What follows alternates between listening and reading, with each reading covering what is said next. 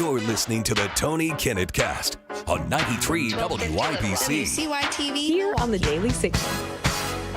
Good evening and welcome to the Tony Kinnett Cast here on the Daily Signal, nationally syndicated first on 93 WIBC. We start off with a piece of news you haven't heard. And I mean it, you haven't heard this covered on any major outlet. I know Fox covered it right after it happened. A major mass shooting at the Atlanta International Airport was prevented today.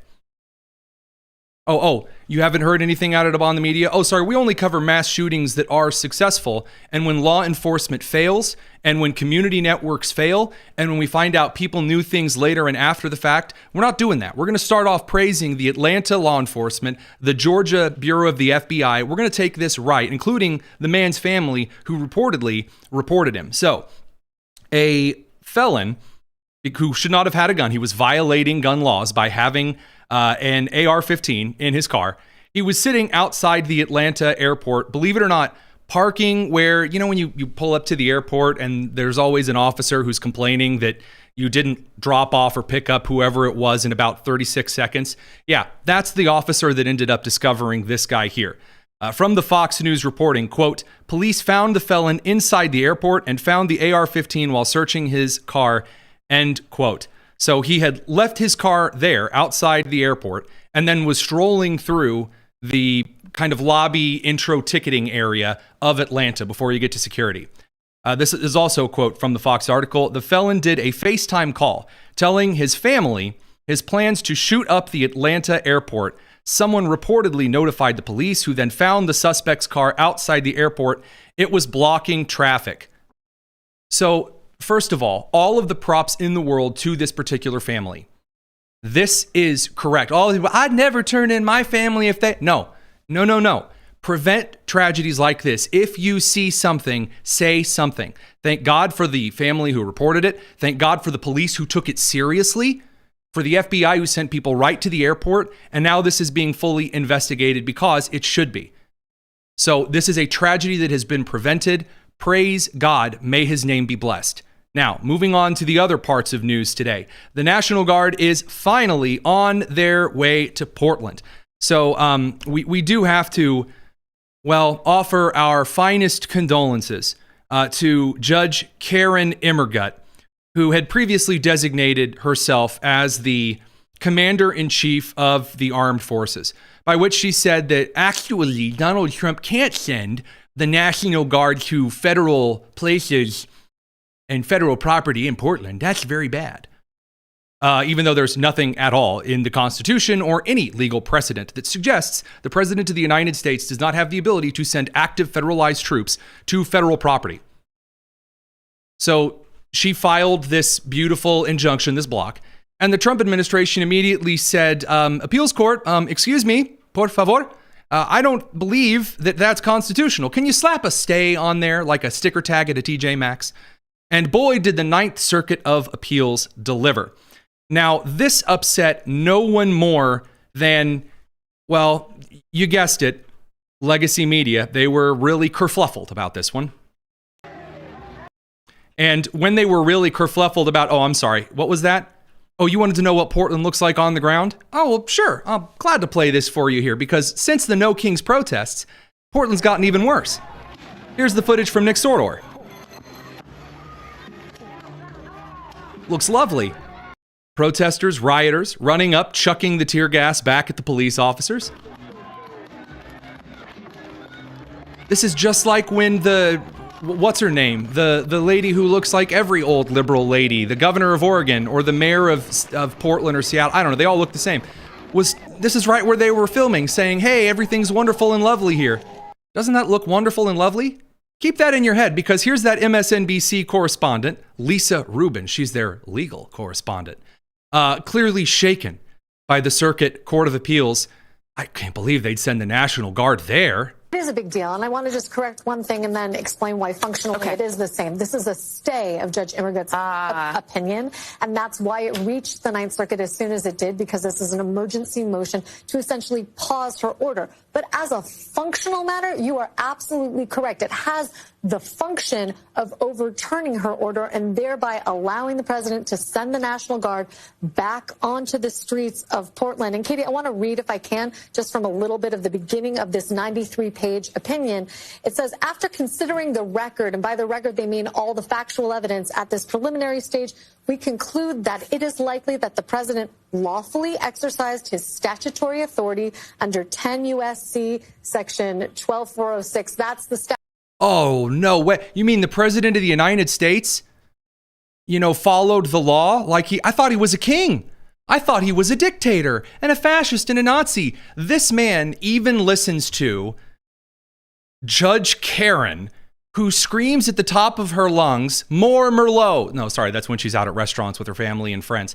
No. When Judge Karen got up in front of the country and said, no National Guard, no pomegranates. Just when she gets out there and screams, the Trump administration said, okay, fine. In the meantime, we'll sling a little appeal up. And if the appeals court gets cold feet, we'll sling it up to the Supreme Court and watch Clarence Thomas crack his knuckles menacingly. God bless him. So stay tuned. I'm excited for some of the footage that we're going to get from the National Guard showing up to Portland. I am sure that when they do so, we will have Nick Sordor over on the ground. We'll bring him on again, of course. So this brings us to the amazing update of news from the day that the Senate has once again decided not to reopen the government. It's the same voting record right down the line. Senator Cortez Masto of Nevada, Senator John Fetterman of Pennsylvania, and Senator Angus King of Maine. 2 Democrats and an independent who always caucuses with the Democrats says, no. We're not reopening the government. No way, no how. So at this point, Republicans have actually been creative.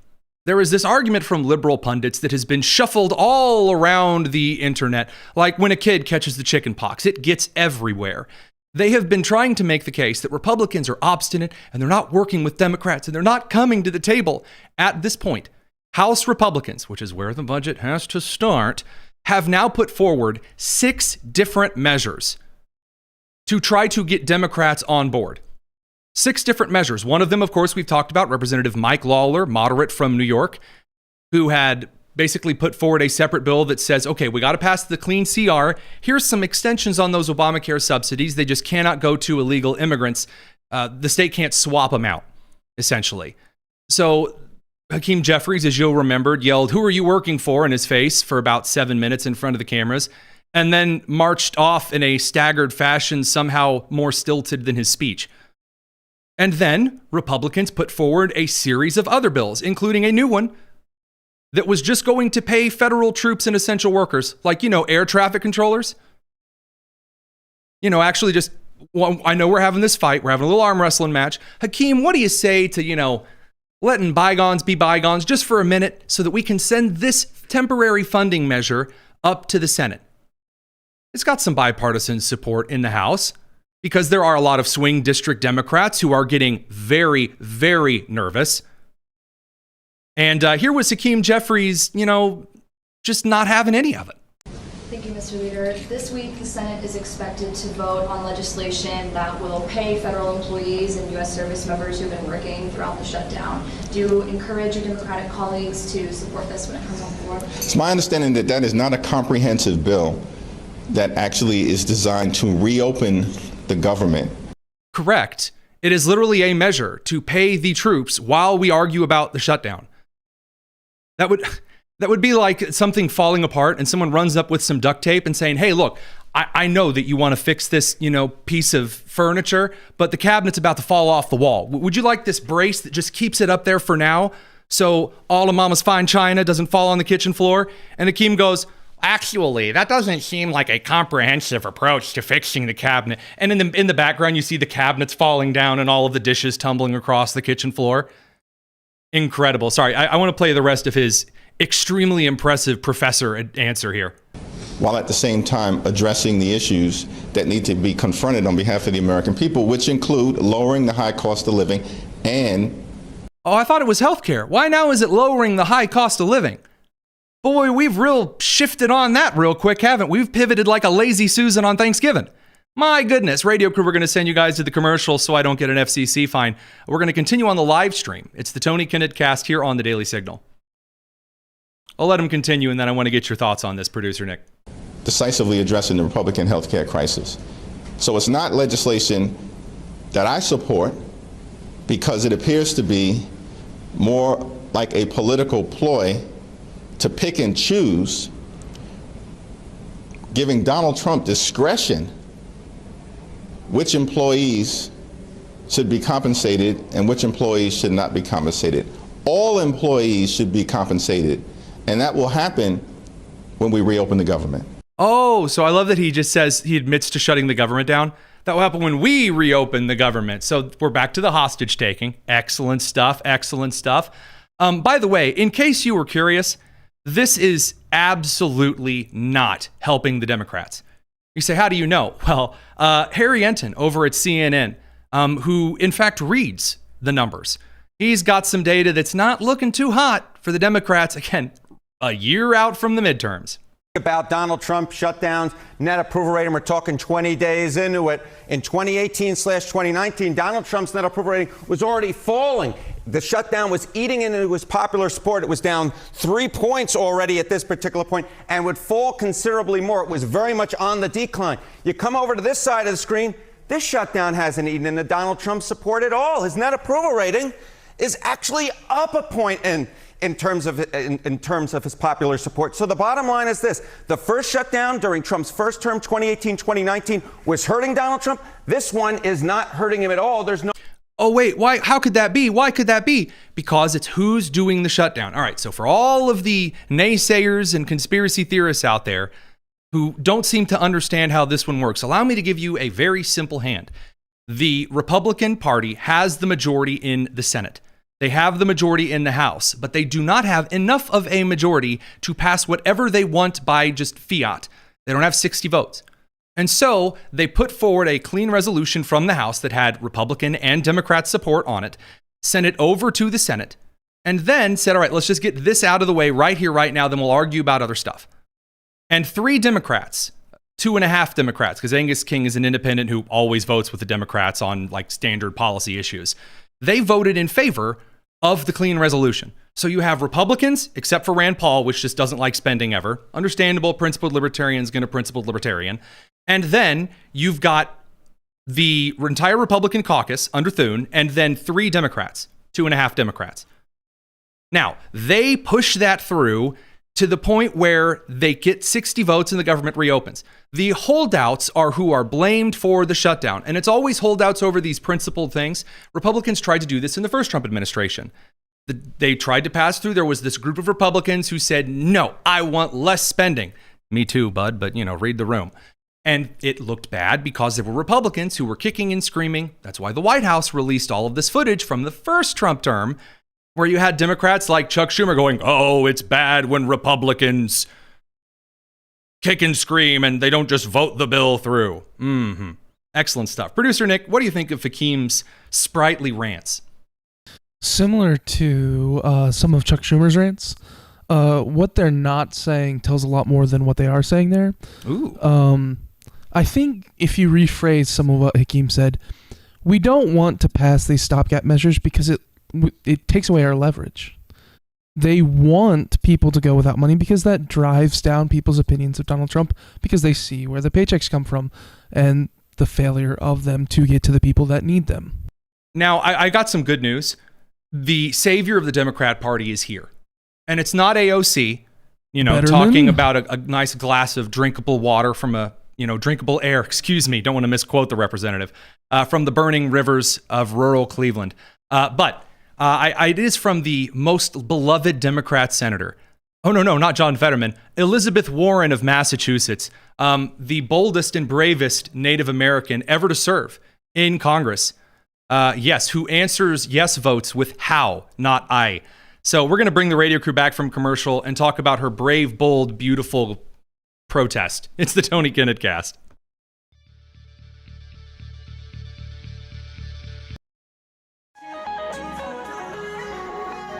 This is the Tony Kinnett Cast on 93 WIBC. Welcome back to the Tony Kinnett Cast, not funded by dark money organizations, by George Soros, the Tides Foundation, you know, all of those other organizations. We're going to get to in a second, because after the No Kings protests proved how beautifully peaceful Portland was, you know, weird people in furry suits and those like inflatable animal costumes getting smacked by pepper balls and, you know, of course, all of the disgustingness. Elizabeth Warren stood head and shoulders above everyone else on her Native American soapbox, and she led the way yelling about not having kings. All right, cool. But the next day, she's out here whining about the most important thing of all. And it really upsets me because she tries to get out here and claim to be some type of amazing, well, you'll see. Elizabeth Warren. Donald Trump fired nearly every employee in the special education office of the Department of Education. Not an exaggeration. You know, I started out as a special ed teacher. I cannot imagine how the parents of those kids are feeling. Elizabeth Warren was a special education teacher. She was an aide to a teacher for 1 year after college in 1970 with an emergency certificate before she would go to law school. She has consistently, by the way, I just want to make this rather clear here. She has always opted, when possible, not to serve on any kind of education committee. She has also made it a priority to say the wrong thing about education theory, pedagogy, curriculum, always. She's horrible. Now, Tony, what authority do you have to say this? Because, and I want to make this clear, I had a special education license when I was in the state of Indiana. I had one because of these people. Because you would have goobers, and I taught next to one when I was at Knightstown, who would come in and would clutch their pearls and preen and try to make it so the kid who didn't need a disability plan or an IEP, an individualized education plan, that just suffered from poor discipline and maybe some bad parenting, that kid needed all of these extra privileges to disrupt everyone's classroom. Then I was able to pull out my special education license and say, you don't know what you're talking about. So Elizabeth Warren is extremely mad because the Trump administration has put on furlough the special education office at the Department of Education. Right now. Panicked, scared, worried for their little one, and rightfully so. Make no mistake, these firings aren't happening because of the government shutdown. It was Donald Trump's plan all along. He said from the start, we're going to get a Project 2025 he wanted to abolish reference. The Department of Education. It was written right there in Project 2025. That was me. That was me. I was the guy who helped craft the language in Project 2025. Right here, in dismantling the Department of Education. And as I and others who wrote in the education section of literally just a menu of ideas made it very clear, the reason that the special education department in the U.S. Department of Education doesn't need to exist is because it doesn't help kids with special needs. It was the special education department that advocated extremely strongly to get kids out of specialized environments for them, where kids with a certain kind of autism or a certain kind of Asperger's or a certain kind of life skills advanced retardation or a certain kind of neurological overstimulation kind of autism, many different kinds of learning disabilities. They were taken from specific environments with trained individuals for them, and they were shoved into classrooms where the kids don't have a chance. You say, how do you know that? Two of the students whom I loved dearly at Knightstown when I first started teaching, dearly, to the point, by the way, the mother of one of them cut my hair when I was little. I knew these kids and their families. And they didn't belong in my classroom. They didn't. They were often lost and confused. It would take extra time for me to explain things to them. If one of them would have an emotional episode, it would throw the entire class out of whack. And the 28 other students that had to stop, while the 2 students who were life skills special needs students had to be accommodated, ruined the rest of the education environment. You say, what, you don't care about special education children? I care about all children in my classroom when I was a teacher getting what they deserved. And that means special education students being put in areas where people with their similar disabilities can work with someone who has, you guessed it, that type of training. Here's the best part. The special education office has no contact, no curriculum, no guidance for public schools around the country in SPED. They're not. They're just money pushers and grant assignees. And these grant assignees are to NGOs and other nonprofits that have done bleep all for students struggling with special needs. Now, this brings us over to the rest of the anger over the weekend, because we're going to get to the No Kings nonsense in a minute. Right now, the left is furious over the beginning of the ballroom construction in the White House. So, to remind everyone, just because, it's good to keep up on certain things, the presidential administration through Donald Trump announced that they were going to be building a ballroom attached to the White House so that the White House could host state dinners. This has long been an issue in the White House. And by the way, for all of the internationalists and the globalists, if we're going to have world leaders over, then maybe actually being in a place where we can host those speaks well to the country. And the preening and the whining and the screaming on social media was just endless. This is the East Wing of the White House today. For those who are listening on radio or podcast, it's just the White House on the East Wing has started to be torn away. There's like a backhoe that's out there doing a little scooping. It says, if you ever took a tour, you entered here. Trump is destroying our history to build himself a ballroom. Stop the madness. That Simpsons clip. Won't someone think of the children? This photo is free to use. Just credit me, Joe Flood. Okay, Joe Flood, you're an imbecile. Now, and I didn't just stop with noted photographer and brilliant genius Joe Flood. Jim Acosta, he of the crying and weeping and gnashing of teeth in the White House press room. He says, so any president can just start destroying portions of the White House? Is that how this works? And then he quotes the Washington Post. White House begins demolishing the East Wing facade, literally just the front section of the building, to build Trump's ballroom. Now, a couple of fun facts here, just for a good hoot. The White House has essentially been changed by every presidential administration ever, not just being burnt down by the British. So to give you a few of these great since we're concerned about our history, Teddy Roosevelt built the West Wing. There was no West Wing before Teddy Roosevelt built it. Howard Taft made the executive office an oval. It wasn't always an oval. FDR added the entire East Wing in 1942. And by the way, he included an indoor pool for himself. Truman gutted the entire White House. It is considered to this day one of the greatest architectural disasters of all time because, do you know that meme of the beautiful painting? Maybe it's a fresco, a mural of Jesus Christ and Mary holding him after his crucifixion. And there was someone brought in to restore the painting. And it is just a horror show of what they did to the face of Mary and Jesus. So what Truman did to the White House, because it was getting kind of rickety, he essentially came in and ruined a bunch of things that had to be fixed later. Nixon added a bowling alley because Nixon is quickly turning into the most underrated president of the 20th century. Obama added a basketball court. And now Trump is what? Oh, he's building a ballroom. That's it. Trump's building a ballroom that he's not even going to get to enjoy. And, here's the best part. He's funding it all either himself with his personal money or through donors to the ballroom. And now the media narrative behind it is, well, they're going to be permanently memorialized for their contributions. Have you ever been in any building that's been donated to ever? My goodness, at my university, my tiny Christian university in Wisconsin, they did an alumni plaza. And I, as a college student, bought a brick and put on it Tony Kinnett, Nest is best, because our fraternity was the Golden Eagles, and that was like something we shouted at games. So come on. Get out of here. I'm just not upset about this as much as everyone else seems to be. We got to shift over to commercial. We'll be back in a second with the live portion of the radio show. It's the Tony Kinnett cast.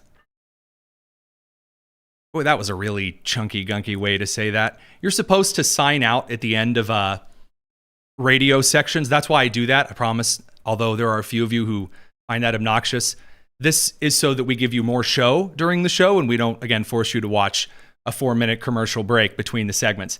Now, President Trump, when he was I believe, handing out some jerseys to a couple of baseball teams today, he spoke on the Trump ballroom.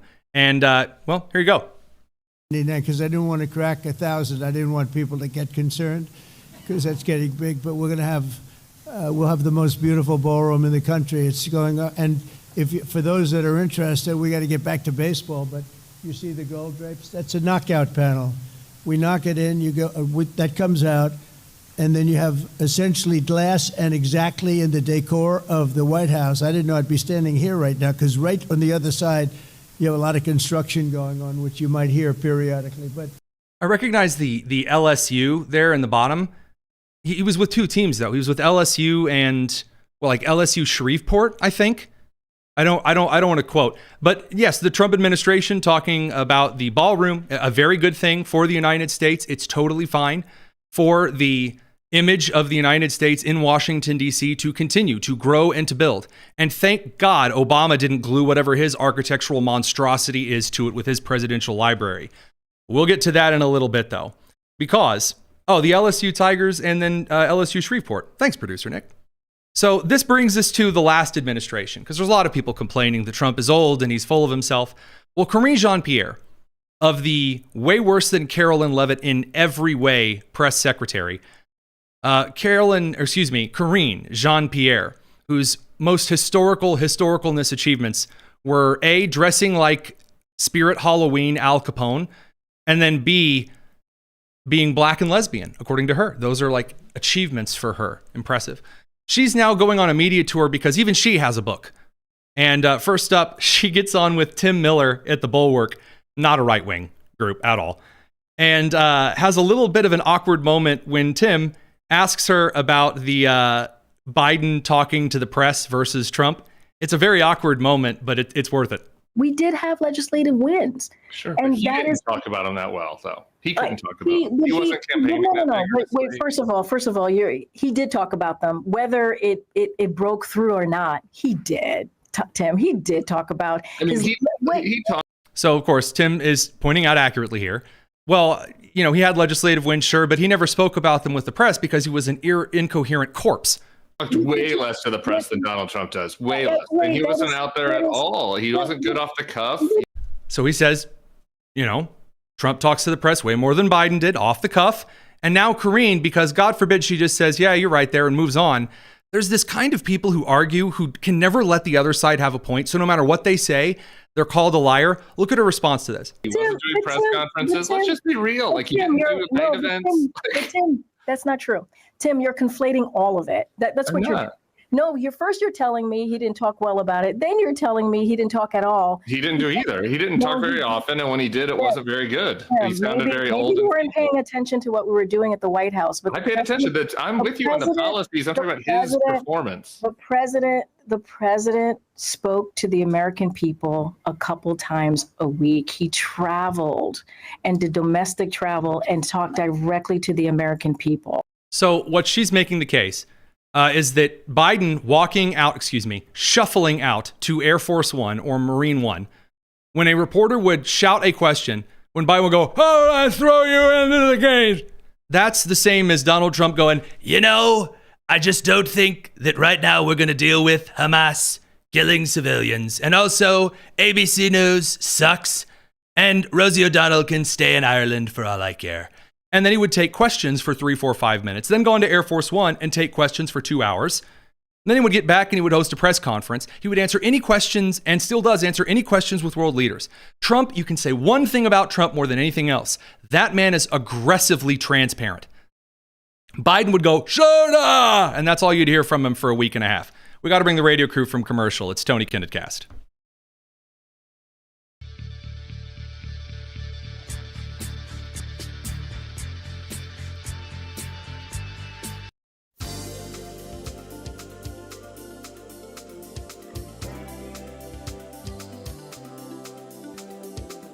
You're listening to the Tony Kinnett Cast on 93 WIBC. All right, so while the National Guard is on their way to Portland, Oregon, and I really can't wait, by the way, producer Nick, to find out if it's the Oregon National Guard, if it's the California National Guard, if the Indiana, Governor Braun, and to the Adjutant General, just a moment here, if the Indiana National Guard is set to deploy to Portland, I will absolutely shave the beard, get the haircut, go in, we'll do this, please. I'll do whatever it takes. I would love to be with the Indiana National Guard in Portland, okay? Just a fun fact, just a cool idea for you and the boys. Now, that said, the No Kings protests right before, we've already shown footage. They weren't exactly peaceful and lovable and joyful in Portland. Now, there were a lot of cities where there were a lot of people who showed up, and people noticed that there were essentially two different categories of people who showed up to the No Kings protests. So first of all, there were the really elderly, angry liberals. Now, there's nothing wrong with being up there in age, nothing wrong with being long in the tooth at all. Nothing wrong with going to protest in your old age at all. Have no issue with that whatsoever. I do find it funny, though, that all of the old liberals who show up to protests act like petulant children. There is something to be said for the quiet resoluteness of the older generations of the United States, the silent generation, the boomers, even some of Generation X, now getting up through the Middle Ages. There are those who hold a quiet respect, and they command wisdom. And I must say that even on the left, occasionally when they step forward and they speak, it can be pretty good. I'm no issue with that at all, especially if it's in protest. But if you get out there and you do a weird folk song singing thing, it's cringy. If you get out there and as some of these individuals did, scream about Trump being a king and that you want rise up revolution stuff or whatever, like I guess George Conway did, it's just, it's like when a dude or a gal hits like 65, 70 and they start dressing young, you know what I'm saying? And it's just like, I don't know, man. I think you earn the right to wear the high-waisted pants and the flannel. Heck, half the time that's what I'm wearing. So in contrast, I give you from Justine Brooke Murray from the Media Research Center, who provides a lot of our clips to us. They have made a little compilation here of how much of a king they think Trump is, although they can't explain why, at some of these incredible No Kings rally protest things. Here you go. This is not a Halloween parade. This is the hashtag No Kings protest. I can't believe I almost forgot, because there was a second group. There's not just the elderly. There's like the young Antifa crowd who showed up and said, yes, I'm Antifa. And then they dressed up in weird outfits like furry suits and balloon things. And they did really weird crap. And they did dances and whatnot, which again is fine, as long as I don't have to see Representative Hank Johnson doing that. Anyway, here's the No Kings protesters. Our nation's capital, we try to ask people what makes President Trump a king and why they are protesting him. Some of them can't seem to elaborate on why. This is called the No Kings protest. Is there any specific monarchist positions you believe makes President Trump a king? I love the ski mask with goggles and then bunny ears. That's really nice. Are you liking these? Yes, everything he's doing, because he has combined all the branches of government and put them, they're kind of all with him now. Is there anything in particular you believe makes President Trump a king? No, and he shouldn't try to imitate one either. It's a No Kings protest. Yes, it is. I think that's more of a metaphor. All the law. It's a metaphor. You know, it's a metaphor. It's an allegory. It's kind of like a cool, hip, joyful saying. Lawlessness, breaking laws. Which laws? I mean, name it. Name one. Any certain... He's opening my mail. Trump is outside. He's impersonating a police officer. He's Don't you see his outfit? right next to the stop sign. He pretended to be a McDonald's worker. He was loud outside my house at 10:05 a.m. He's like, Tony, I know you're sleeping. He had a speaker playing. edicts, like in particular. He's taking tags off mattresses, Nick. It said, do not remove. I'm drawing a complete blank. You're drawing a complete blank? Wow, that's wonderful. After all of those gender hormones, you'll be shooting them too. All right, now moving right along here. Shooting blanks, it's an infertility. I'm sorry, maybe not the best Jason joke. You know, my mouth moves faster than my mind at sometimes. Moving along before I get in more trouble. Then there's the crew. Again, I told you the older-ish kind of folks who tried to act like the young radical progressives. Angelina, our correspondent in DC, this clip got shared around quite a bit, was trying to argue why Charlie Kirk, the father and free speech activist, at the Utah school being assassinated was a good thing. Like, he deserved it. Had it coming. Here you go.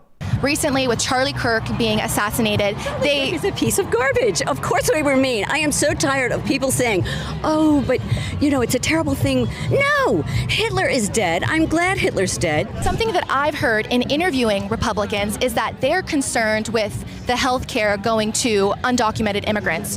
What would you say about that? I don't know that it's true.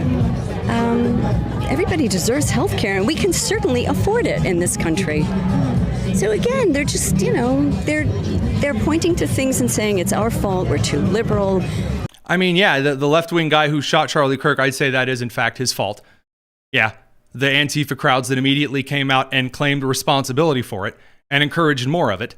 And those that have committed similar crimes since then, yeah, I'd say they have. And this is the weird, just openly disgusting nature of some of these particular protests. This brings us to perhaps one of the most disgusting examples in which a woman was seen on social media essentially pantomiming Charlie Kirk getting shot in the neck as vehicles were driving by. It's really disgusting. This is in Chicago. Here you go. All right. Really disgusting. Really gross. She's holding the Mexican flag because nothing says you love America like holding a different country's flag, waving it, and supposedly no king American protest. Producer Nick? Mexico, a country that's never had a king. Oh, well, a couple emperors here and there, but whoops. It's a metaphor. It's a metaphor, yeah. Like, taking the tags off mattresses, yeah. All right, so this lady, her name is Lucy Martinez, and it turns out that she's an elementary teacher at Nathan Hale Elementary School in Chicago's public school system. It is a little disturbing how a lot of these people who are the most vocal and disgusting turn out to be college professors and elementary school teachers and child therapists and counselors. I'm going to say that's kind of kidding on the square. Now, at this point, it should be pointed out, the school has now wiped out all of her online presence, her presence from like pictures on their X Twitter page, official website, everything. No official statement from the school has been issued. So I very much hope she enjoys the unemployment line. So that brings us over to the claims made by the left, because they were out celebrating how many people were there. And the right said, look, there's something here that's a little bit suspicious. So you guys were like really, really organized for this. And I don't just mean really organized in the way that like the March for Life is organized. We have a lot of people, they get together, they shout, they walk down the street, maybe someone gives an impromptu couple of speeches or there's a platform at one end, organized. I mean, they had people doing like coordinated improv dance, which coordinated and improv don't really go together. They had people like lining up to form weird letter combinations and things. And people said, look, okay, maybe a lot of people were interested. Again, after all, half the country hates Trump. People came out, sure. I bet this was like funneled in with a lot of money. I'm talking a lot of money. And the left came out and mocked this and said, well, you think that we have to be paid for this? Here was Whoopi Goldberg whining about an AI video that Trump made dumping poop on the No Kings protesters in New York. And then saying, well, they think that billionaires are funding this. That's just ridiculous. Here's Whoopi. Okay.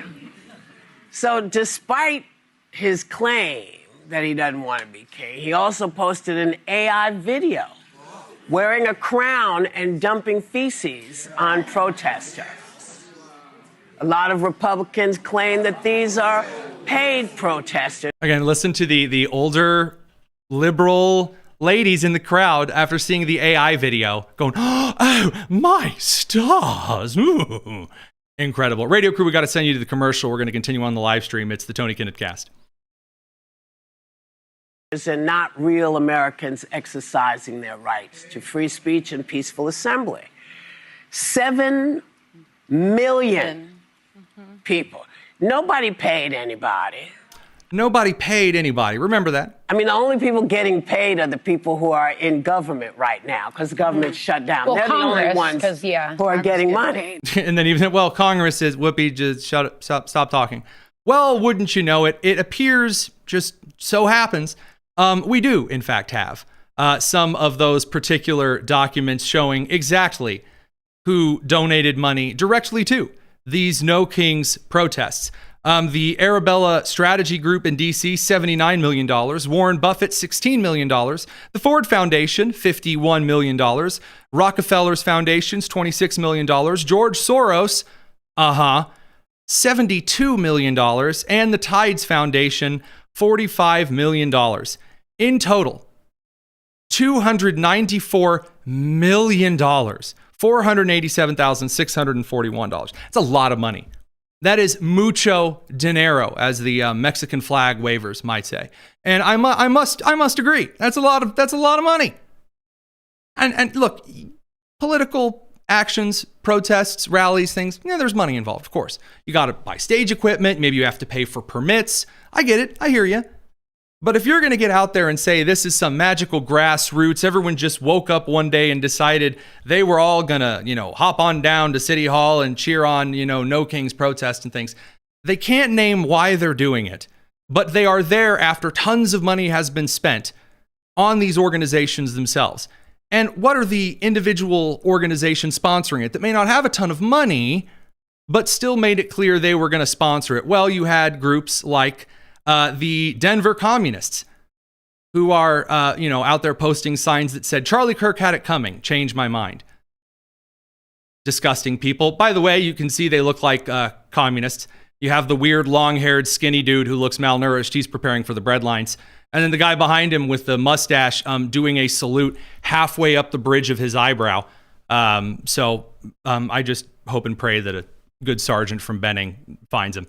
So that stuff aside, who else is involved in this? Well, if we look at the No Kings protest sponsor chart in New York City, we have a couple of cool groups. The Freedom Socialist Party, the Young Communist League of New York, the New York City Democrat Socialists of America. All of these various, the Communist Party of the USA, you can see down there in the bottom left if you're watching. I'm just amazed. Look at all of these various communist organizations. And then you have guys like David French, the columnists who come out and say, guys, it was really peaceful and amazing, and just really proud. It's such a huge gap between scary GOP rhetoric and the completely peaceful rally. Yeah, calling for murder, justifying murder, laughing about said murder. And then, communist parties openly advocating for the overthrow of the United States government. It sounds more like the stuff that the right wing has been warning of is definitively true. Definitively true. You don't have to go on any mystical, red yarn conspiracy hunts for this stuff either. Now, we're going to swing over to the other major issue rocking the country right now. That's CDL licensure from California. Trust me, major crisis stuff. Don't go anywhere. It's the Tony Kinnett Cast.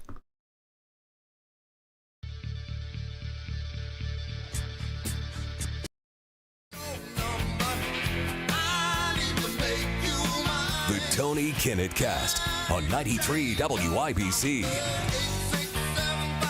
You know that we love you guys because Jim Paff and I have gone through 3 different streaming methods to make this stupid thing happen today because we know you just we know as well as you know technology is built on bubblegum and duct tape, and so we have forged the way for it to happen. Jim Paff, president of the Conservative Caucus, thanks for joining us finally. And thank you, AWS, for causing us to be creative. Yeah, really appreciate the cholera that your servers are currently going through. So, all right, I've got one big thing that I have taken notice of that I know you are going to have a hot take on right now. Secretary of Transportation Sean Duffy, not out on maternity leave, just to, frame him up against old Pete. He is currently withholding $40 million from Gavin Newsom's California because California doesn't check if their CDL, their semi-truck drivers can speak English or read roadway signs or drive. It is these big 18-wheelers that we see on our roadways, but these are drivers who can drive your school bus as well. Take your kids to school that don't speak the language. Right. And again, when they can't understand signs, we saw the infamous crash down in Florida where a truck driver was doing a U-turn on a 4-lane highway. That's insanity. But these are the kind of risks that some of these drivers take when they don't understand the rules, they don't understand our culture. What do you think? Well, I mean, why not? Listen, if people are making a big deal about the money that the Trump administration is withholding from various places, there might be a couple of them that are kind of political, but honestly, what's really going on here is that you have had over and over special arrangements out of the Biden administration that have been throwing money at Democrat states, not to Republican states. And that is actually the real issue that's going on. So the Biden administration should have gotten on top of this under Pete Buttigieg. Okay, but they had other focuses. I mean, 7 Chargers, he had to build like 3.5 in, several years with $7 billion, big things he was working on. Yeah, it's such an efficient use of government money. By the way, that money they pulled away from New York State recently, or New York City or New York State recently, I mean, that was just a big transportation infrastructure boondoggle. In fact, that entire infrastructure bill was a boondoggle. And so Donald Trump is riding the ship here. Now, when it comes to this California thing, how absurd can this be? Not only did we have that person who couldn't speak English and apparently couldn't read signs doing a U-turn with a 18-wheel tractor trailer in the middle of an interstate. Like, it's dangerous enough to do it with your car, much less an 18-wheeler. It killed somebody. I just saw a video, I think it was over the weekend. There was a guy with an 18-wheeler who could barely speak English, driving on the wrong side of the interstate, and another truck driver pulled aside him. There's a video of him talking to him. "What are you doing here?" And instructing him on how to fix it. And he ended up calling the police on this guy. That is now, when you've got 2 videos of it, that's a pandemic of this problem, because that's only scraping the surface. How much of this is happening? And yet Democrats are willing, because of issues like DEI and immigration policy, they're willing to destroy the country for some, boutique political take that they have. It's absolutely crazy, and the Trump administration's right to push back on it.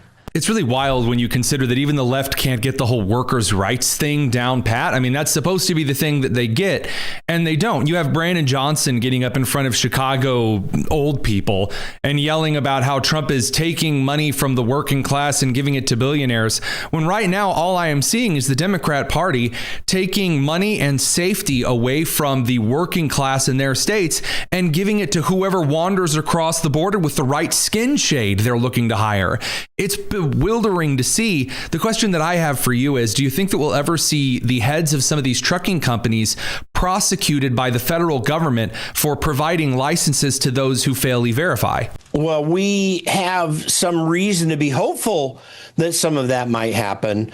But honestly, even though the Trump administration is doing a pretty decent job getting DOJ back in order, notwithstanding all the lies that were on that sham 60 Minutes thing over the weekend, where they brought out these radical leftist former DOJ people to try to say that the Trump administration is breaking all standards. They're destroying the DOJ. Well, actually, I think they're fixing it. And so I do have some hope. But I will say this, they better be serious even if it is a Republican-aligned owner of a trucking company or a Democrat-aligned owner, because this is a serious safety issue. You know, Tony, you're probably aware, I'm one of the original employees of the FedEx hub in Indianapolis there. Yes. And the reason I bring that up is because the requirements for me I did weight and balance on aircraft. I was the guy who did the weight and balance, but I also loaded trucks as well. We had a large trucking facility there as well, too. It's probably much bigger now.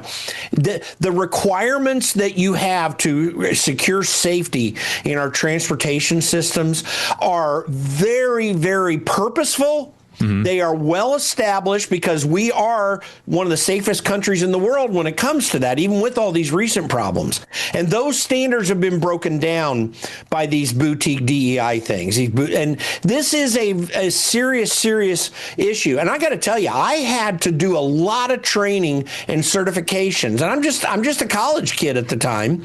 And I appreciate how important the transportation system is. So, yeah, I think that that this is absolutely something that I'm pleased that Sean Duffy is addressing, even in the midst of this government shutdown, where he's got a lot of challenges with keeping air traffic controllers active. And there are other people other than air traffic controllers that help manage a lot of this stuff. So key issues, and I'm hopeful we get it fixed. That's precisely the right approach. And I'm going to make this clear. I think it's very important that we manage air travel effectively in this country. The airline problems in this country have been a long time coming. They're going to have to be dealt with. They're going to have to be met by a coalition of people willing to fix a massive problem.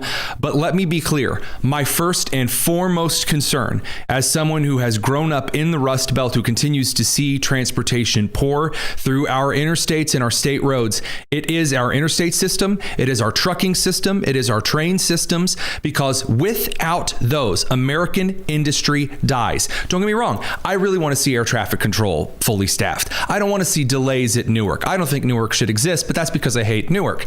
But in all real actionable attitude, every single person who is listening to this, who is watching this, who votes in elections, who doesn't vote in elections, you get nervous when you are on the interstate and it is a busy time of day or night, and you see that semi truck in front of you start to weave left and right, and you don't know if it's because the guy's cracked out on something. You don't know if he's sleep deprived because he has to make a certain number of hours or else the illegal immigrant gets his job, or if it's one of those illegal immigrants who is just waltzing through some broken system and now getting to essentially put Americans, tens of thousands of Americans, at risk every day because he's got no bleeping idea what he's doing. It's one of the biggest issues in this country.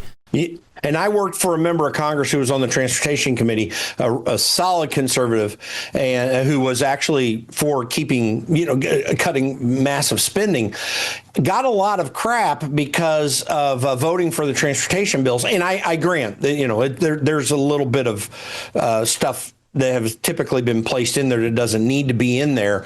Well, a bill with unnecessary crap, say it ain't so. But yeah, really. But transportation is a key function of the federal government. This is, this refers to Article, I always talk about Article 1, Section 8. We need to go back to Article 1, Section 8 restrictions. In Article 1, Section 8 is the provision for post roads. Why did they do that? What were those? Post roads were things like the famous National Highway that went all the way through Pennsylvania, goes right there through Indianapolis. It's US 40 is roughly on the old post road, National Road there. They did that for communication, and eventually they were building canals and that sort of thing for economic benefit, and it made a huge positive benefit. This is a fundamental thing that the federal government can do on an interstate commerce basis and should do well.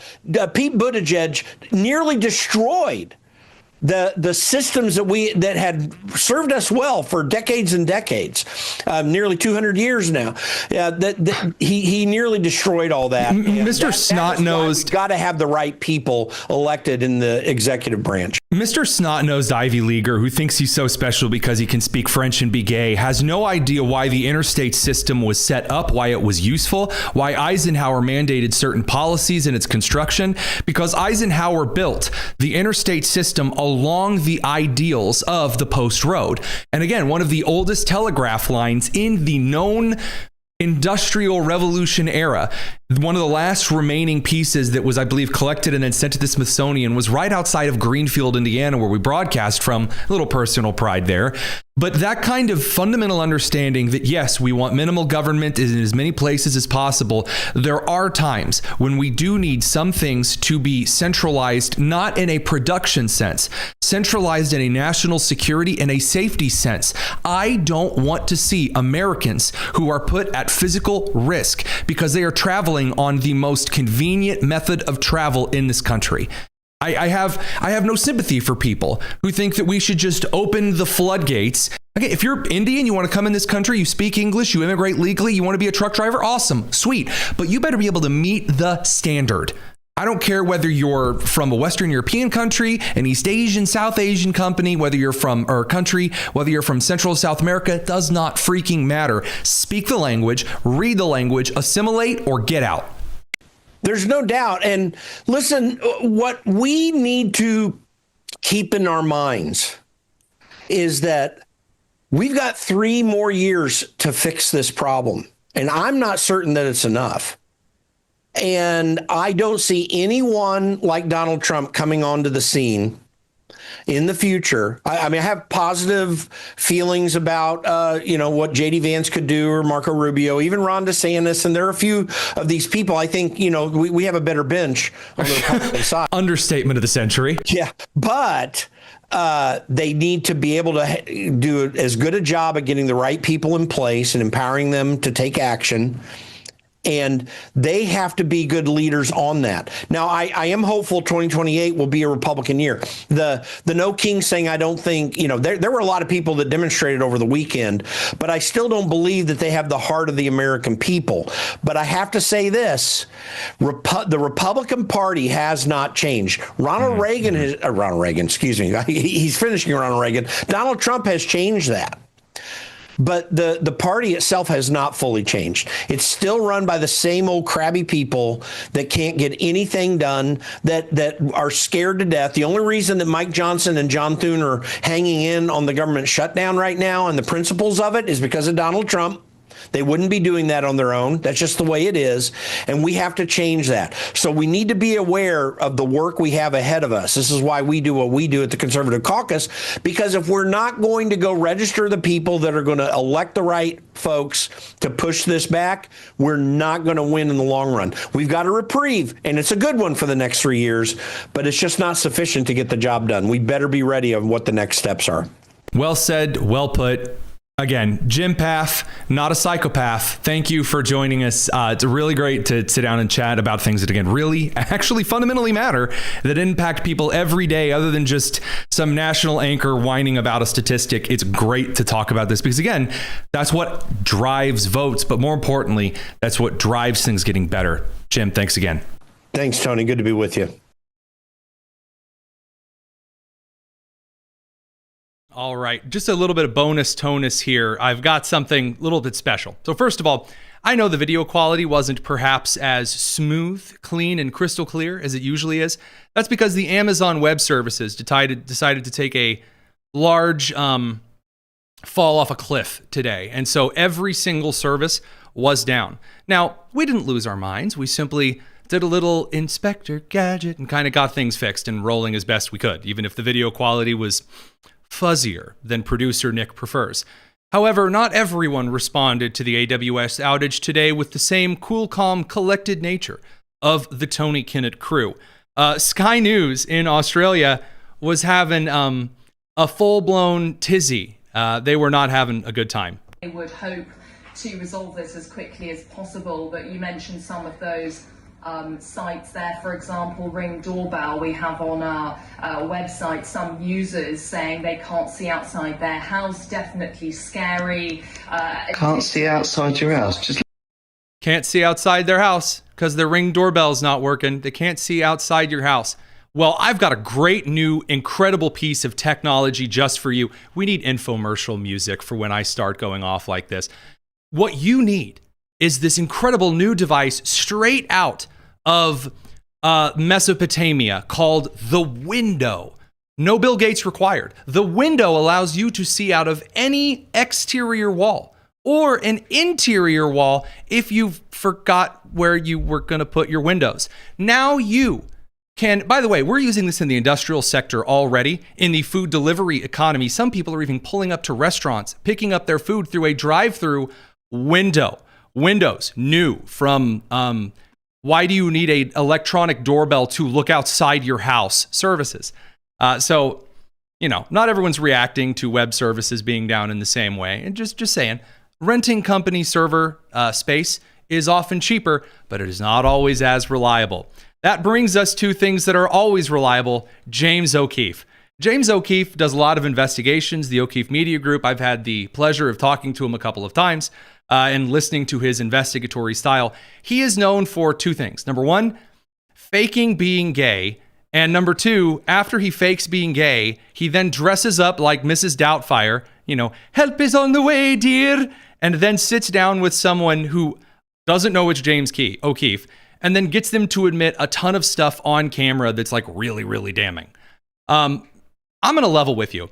I've watched this clip 8 times. I have no idea yet what James O'Keefe is actually exposing. Could you look it up real quick? I should probably know what he's exposing.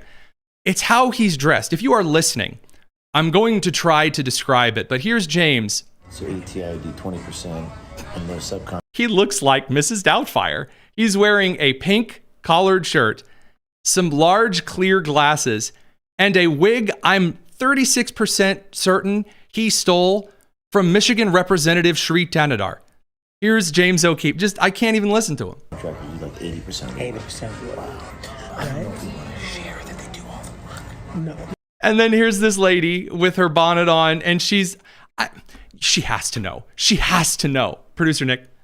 So this interview is James O'Keefe exposing $100 billion federal contracting scam exposed. 8A firm admits to violating federal law using minority-owned status as a front to obtain $100+ million from no-bid government contracts while outsourcing 80% of the work. That's insane, of course. But I want to go back to James O'Keefe here. Okay.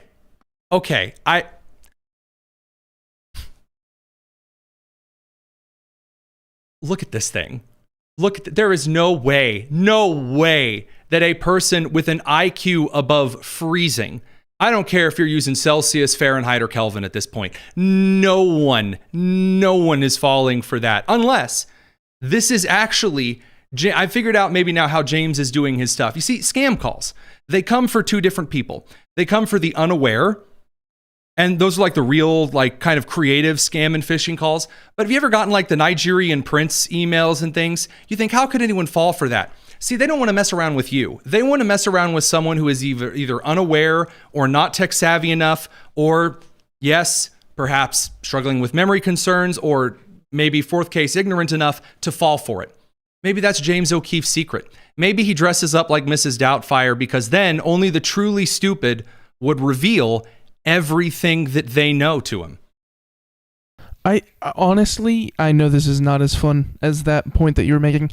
I think it speaks to how political correctness has really just veered off a cliff. Because you cannot question his identity. She clearly recognizes that this is some guy sitting there in a wig and glasses. She's like, oh, but what if he's trans? I can't say anything. Exactly. Yeah, that's and good. So it's a question of, well, is this a man pretending to be a woman to investigate me, or is this a man really bad at drag? This reminds me of the Norm Macdonald joke. You know, the one where he says, what bothers me if New York City was bombed by Islamic terrorists. I know it's a terrible Norm accent. Give me a break. He says it would be all of the Islamophobia. And that's kind of the thing. Like, well, you're so terrified to, consider maybe someone on a group, in some kind of group, might have a bit of a problem that, an issue there. All right, so moving on, because I do want to move on. Speaking of DEI considerations, Michelle Obama has now released an interview where she admits that her standardized test scores to get into Princeton were really, really, really bad. And that the only reason that she got into Princeton is because of her color. I wasn't good on SAT, so all the scores said, you don't belong at Princeton. And there were people who saw me, saw the color of my skin, and said, you're aiming too high. And that was my first insecurity of thinking, well, maybe I don't belong here. So how did you overcome? Correct. If you don't, and by the way, I'm not saying everyone has to be a test taker. Some people aren't good at taking tests. But even when Michelle was a wee child, even when Michelle was a wee lad in the Midwest, I happen to remember there, in fact, according to documentation, there were SAT courses, and that she absolutely had access to in the wealth that she grew up in. Come that belief that you don't belong. I got there and I looked around and went, oh my God, a lot of bright people, but there were a lot of people that were just, and sort of realized that affirmative action isn't just the color.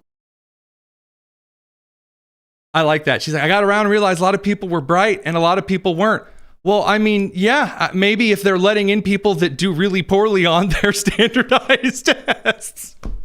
I mean, if I saw James O'Keefe walk in for Miss America, I would probably also look at him and go, hey, man, you do not belong here. I love it. It's really, really funny. And by the way, this kind of, are you kidding me?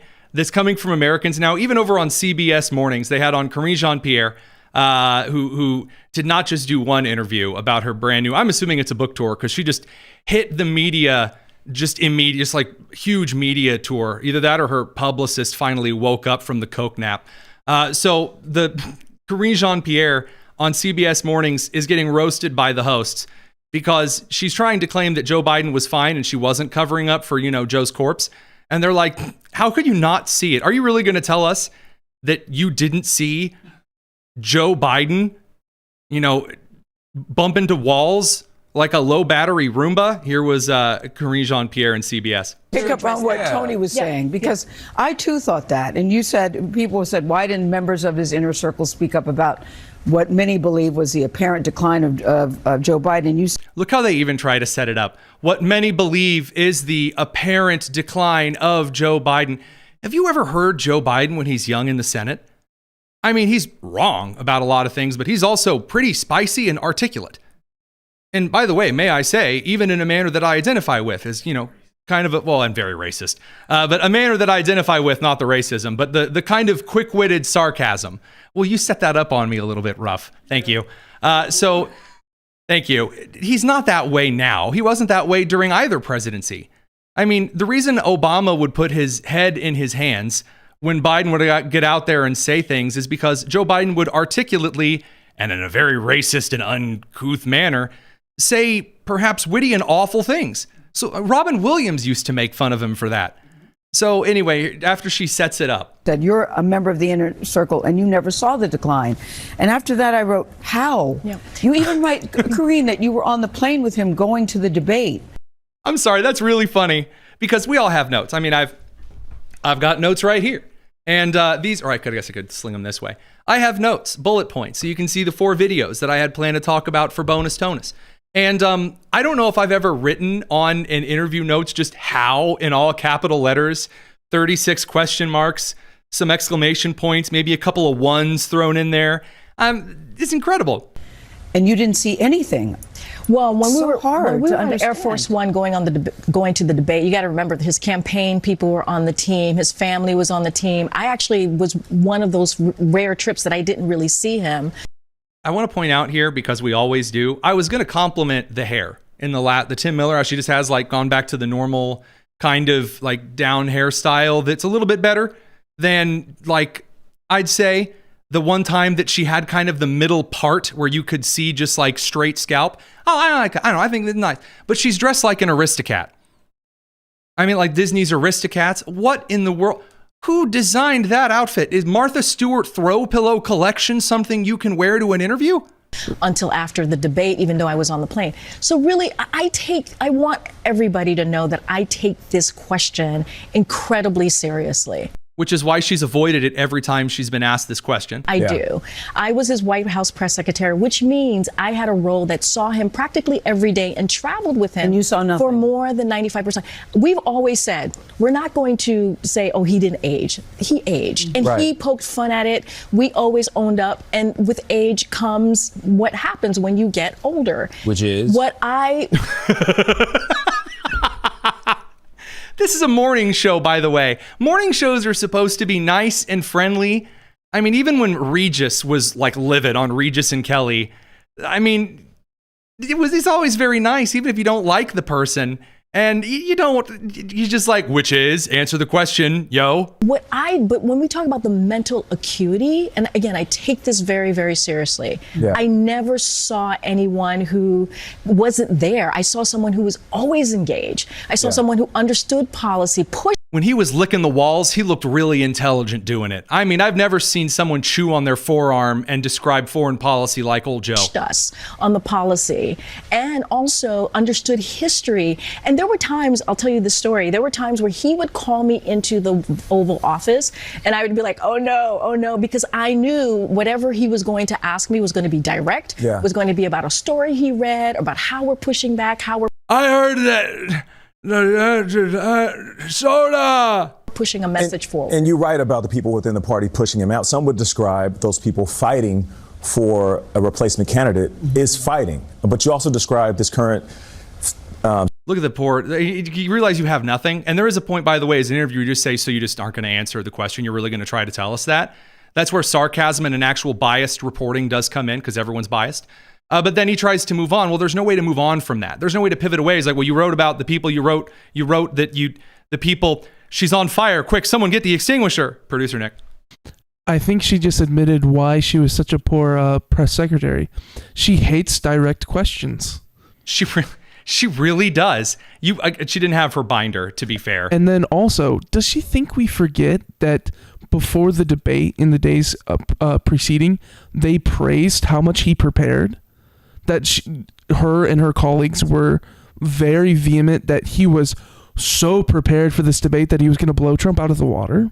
Yeah, I seem to remember this. Up to the debate, by the way. They wasn't saying, well, Joe's a little tired. Can we reschedule? No, the idea was Trump's going to chicken out. Trump isn't going to show up.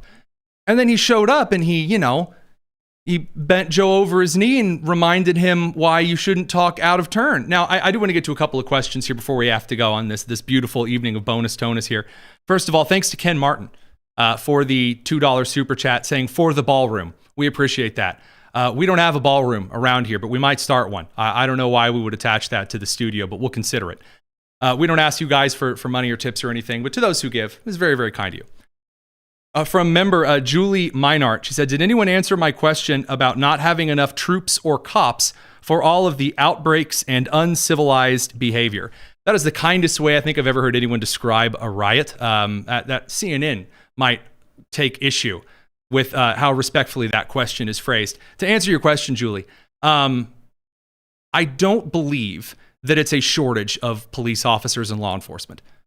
I don't believe that's the problem. The issue that we have seen consistently, and I can say this here in Indiana, is that you have county or city prosecutors, those who will just choose not to bring up charges from the city on those who have been brought in. They'll downgrade charges, as we saw in Washington, D.C., so that they won't charge someone with attempted homicide. They'll just say criminal mischief and general goof-offishness. They'll downgrade things, so essentially the police will go out and arrest someone, and then it's the prosecutor or the state attorney general, like Kamala Harris, or one of these other chief law enforcement officers who acts as the revolving door. The issue is not with the Chicago Police Department. It's with the leadership of the Chicago Police Department. Again, as someone who has been given the royal tour of the Federation of Police, the FOP, in Chicago, in downtown, and I got to watch the officers grab the 1898 mahogany union-busting truncheons that are polished to a sheen, excitedly marching down the street towards the DNC protesters.